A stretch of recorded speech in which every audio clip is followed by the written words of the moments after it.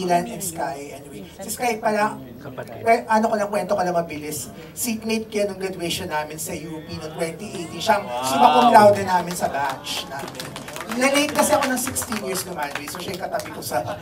So my question is for the four of you guys. Congratulations, big break for all of you. Okay. Question ko is, kasi this is really, you're coming from different, kumbaga, iba-ibang industriya, nang gagaling kayo sa iba't ibang mga fields of expertise before going here sa showbiz. So, ano yung natutunan nyo so far dito sa showbiz na distinct or kakaiba compared dun sa mga pinanggalingan nyo? Like, yung Sky, galing ka sa UP, tas ikaw, Dylan, galing ka sa volleyball, ikaw, Sean, you're a filmmaking student, tapos ikaw, Emilia, you're coming from somewhere. Ayun.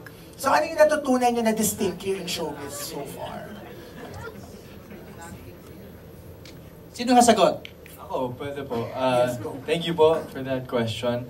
I think sa investment banking, definitely use a lot of your left brain. So it's a lot of logical thinking, being kind of robotic.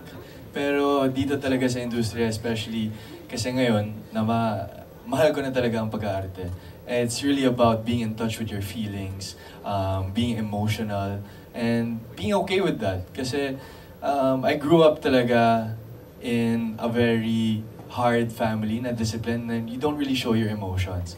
And I was also in an industry that's very cutthroat, not saying that this line of work is not cutthroat, it is very cutthroat. More cutthroat. More cutthroat, if not. But, you know, you just have to be a lot more emotional, and that's okay. So, sana makita nyo yun.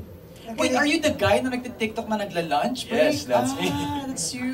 That's me.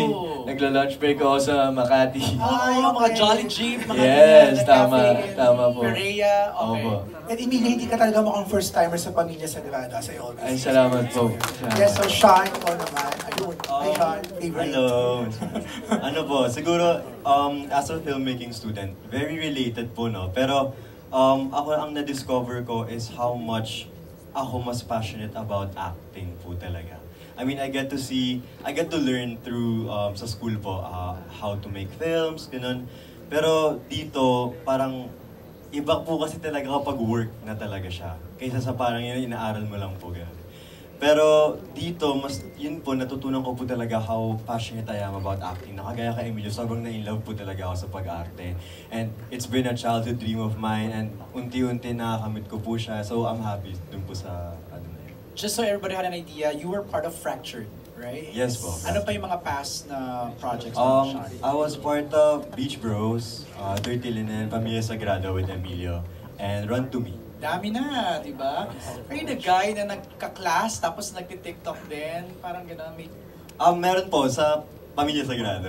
Yeah. Meron ganun. And, Oh yes, also in TikTok. In TikTok, I also I do see TikTok. that. Yeah. I also Oh. do TikToks. Sa Doon po class, talaga ako sa nagsimula. school. Sa Lasal, TikTok right? po talaga ako nagsimula. Yes, Benilde po. Benilde. yes. And you, Dylan?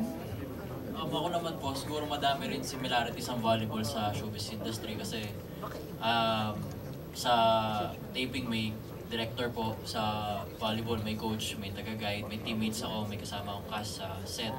Pero ang pinagkaiba po siguro na talagang natutunan ko is sa volleyball community, nire-represent ako sarili ko lang. Kumbaga ako lang, kung paano ako maglaro, kung paano ako gumalaw. Pero dito sa industriya natin, maraming tao ang makaka-relate sa'yo. So malaki siyang bagay dahil hindi lang sarili mo yung bit-bit mo. So, ayun, sana nagampanan ko na maayos yung role dahil feeling ko po madami po talagang makaka-relate kay Ethan. Looking forward later. And then of course, Sky last. Right. For me, coming from speech communication na background with theater background as well, kasi same department ng theater ang speech communication. I think the distinct part is being able to apply the theoretical part of learning it, yung pakikisama kasi nasa interpersonal communication, pero iba pag nandun ka na kasama mo sila, paano ka makikihalubilo sa mga co-actors mo. For example, for me, I'm really an introvert person, so it's an extra I take an extra mile to get to know and interact and to be friends, really establish a great foundation of friendship sa mga kasama ko, kay Direk, sa buong staff and crew, to be kind to everyone. Pero yung pinaka-distinct dito sa mismong production namin ng Love at First Bite, I've seen and I've experienced yung pagkamatay po naman. I've experienced the same hunger, the same passion that lahat kami meron. At I think mas na-ignite yun dahil of our director, si Direk Ivan, who shares the same passion, the hunger that we want to make this perfect, if kung meron man perfect or near to perfect, yung hunger and passion na makabuo ng kwento na may babahagi namin sa mga kapamilya na hindi lang basta nagawa. Kasi lagi naman sinasabi, pinagpaguran namin to and all. Pero dito, nandito talaga yung puso, nandito yung intention na maibahagi yung kanya-kanyang kwento ng mga karakter na sana merong kahit isang tao na makakanood that would be able to identify sa amin, sa mga shared experiences namin, at malaman nila na hindi sila nag-iisa and things will get better from this on. Very summa cum laude. Thanks, Kai. Okay, question, Tasha Rain. Ayan, hi Rain. Ayan, question. Kanina pa napag-uusapan, nababanggit ni Kuya MJ na you really answer parang beauty queen. I mean, talaga napanindigan mo na. So, my question is, may plans pa ba to after this, to pursue that? Kasi parang may kayang-kaya pa eh. Baka umabot pa ng Miss Universe. Ganun. Thank you so much for thinking that way. Of course.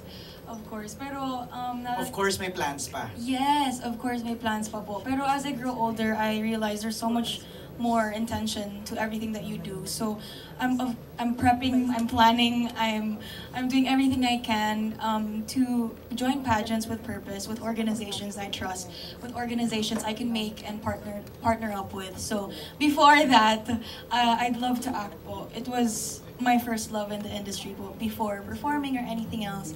This was really what I wanted to do. So, I'm glad that I'm back. I'm glad that I got an opportunity to be back. Finally, dito. Yes, I've seen you since years ago pa, over 5 years ago po. So it's really nice to see you again here. And yeah, sasali pa tayo ulit. And hopefully, sana I could represent the Philippines in the future. Who knows? Who knows? Super last na question for everyone. So kung sino pwede sumagot, especially si Direk, kasi wala si River dito and nasa PBB pa siya. So my question is, how would you describe his performance here? Para na lang sa mga and ayun. BBC Direk is the best person to answer that. Thank you guys and congratulations. Different. I guess to summarize, to describe his performance, it's different from his persona in PBB. Kasi he played